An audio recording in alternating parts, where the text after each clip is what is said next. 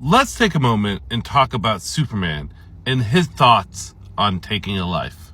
In the world of comic books, whether it be Marvel, DC, or anything in between, Superman is the most moral and good of comic book characters.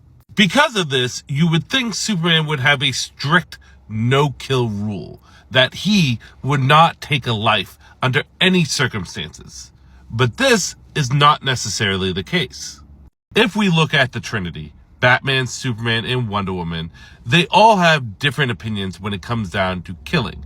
And while Batman and Wonder Woman's are more clear-cut, Superman's is actually the most gray area of the three. Batman and Wonder Woman are on the opposite end of the spectrum when it comes down to a no-kill rule. Batman has a strict no-kill rule, where Wonder Woman is a lot more liberal with her approach. Batman's no-kill rule has been discussed more than any other character on this app, but it can be summarized basically that he does not kill for a couple reasons.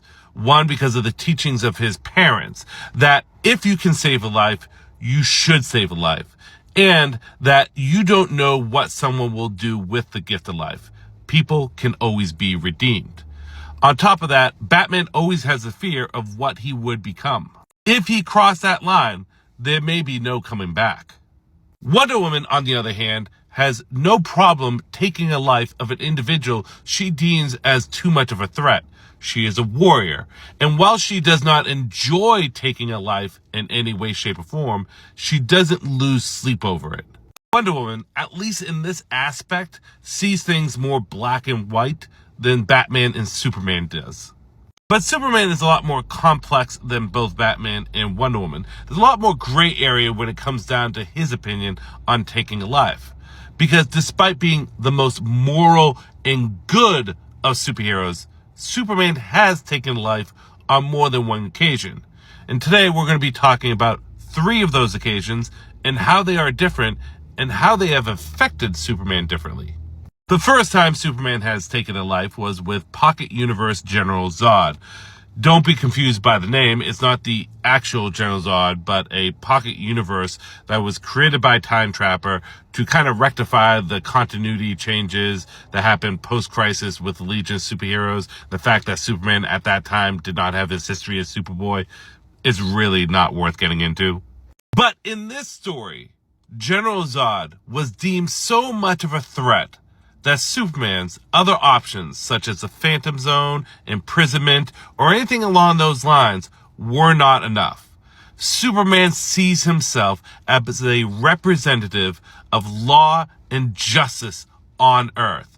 And unfortunately, that falls to him being judge, jury, and sometimes executioner. Superman exposes General Zod and his people to Green K, which eventually leads to his death. Superman deemed this individual and his group so dangerous that unfortunately there was no other option, no better option, and he took his life. This is not something that Superman did lightly, and it's something that weighed on Superman for a long time. Superman truly struggled with the decision he made. Although he felt as though it was the right decision, it's one that he felt as though fundamentally changed him as an individual, that he felt as though he needed to change to consolidate the decision he made. Now, the next time we see Superman take a life is the life of Doomsday, the man who killed Superman.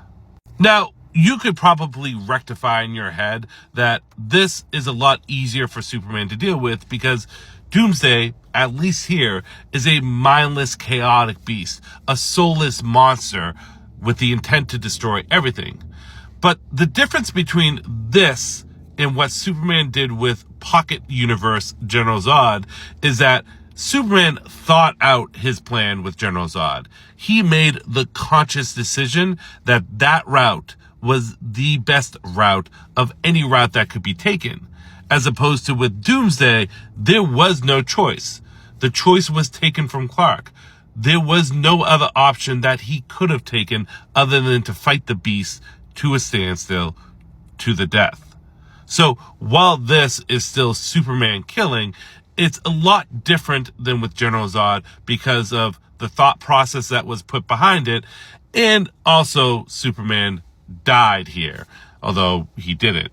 But on top of that, we also see Doomsday gets resurrected multiple times, which probably muddies the water on Superman's feelings about taking Doomsday's life.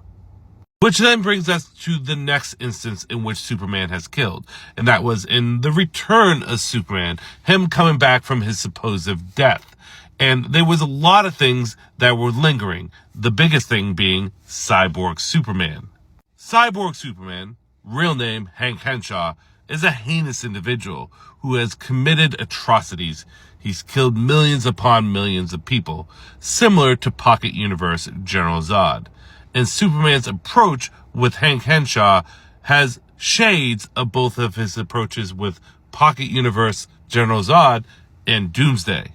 In their fight, Superman made the conscious decision to destroy Cyborg Superman. Now, he doesn't know if Cyborg Superman will come back or not. Cyborg Superman doesn't even know. And Superman says that he'll always stay vigilant in watching if he does come back. But in this instance right here, Superman punches Cyborg Superman, vibrates his arm, and atomizes him, essentially killing him. At this point, when it comes down to Superman taking a life of an individual that has done so much damage and the potential threat of more damage, Superman is able to consolidate this a lot easier than he did with Pocket Universe General Zod. And that's because he's come to terms with who he is and what it means for him to take a life. How important and how much that will weigh on him to take that life. Sure, Cyborg Superman does come back, but there's no guarantee at this point by either of them that he could.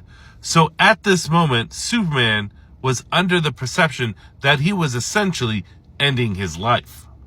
Which takes us to an encounter with the Joker to tie everything together on Superman's perception on killing. Because it isn't as clear-cut as Batman. It isn't as clear-cut as Wonder Woman. It does have shades of gray. In one of their first encounters, Joker goes to Metropolis and Superman basically eliminates any threat of the Joker instantaneously. Eventually, the Joker comments about how Batman doesn't kill. He has a code, in which Superman says, I don't have a code. I just don't generally kill people. And then Joker responds, generally? And Superman says, like you said, I'm vague. And that's the thing. In summary, with Superman, it's not about what check boxes are marked, whether certain villains fit certain criteria. Superman goes based off his feelings. Because he has such a strong moral compass, and because he has the fortitude to live with the decisions that he has to make and continue to press on and deal with those responsibilities, Superman feels as though an individual should or should not live. It's because he loves life, arguably more than any other hero, that he sees the value in it and unfortunately can see when that value has run out. That is Superman in a nutshell when it comes down to killing. He doesn't like doing it. He is appalled by it. And it's something that weighs on him and he feels as though can change him. But it is sometimes something that has to be done. Because if he feels as though there is no other option, if he feels as though you're a big enough threat, Superman will weigh that decision and he will do what needs to be done. And to be honest, if there was any character in comics that would take a life, Superman is the only one that I feel as though that I'm comfortable with him doing it. Thank you. Have a great day.